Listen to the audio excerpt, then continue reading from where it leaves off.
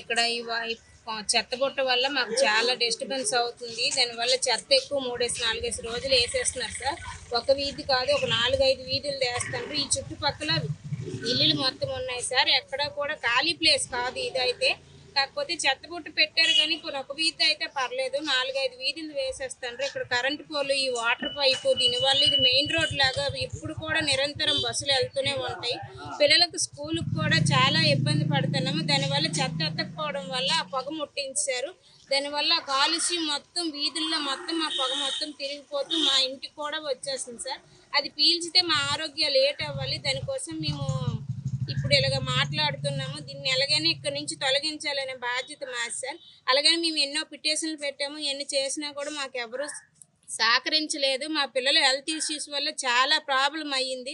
మేము ఒక్క పక్క ద్వారం ఉన్న వాళ్ళము బయటికి వెళ్ళాలన్నా కూడా మాకు రోడ్డు మీద వచ్చి నిల్చోవాలన్నా, పిల్లలకు బస్సులు ఎక్కించాలన్నా బస్సు కూడా అక్కడ ఆపడం లేదు. అమ్మ అక్కడ చెత్తబొట్టు ఉంటే మేము బస్సు ఎలాగ ఆపుతున్నామని చెప్తున్నారు.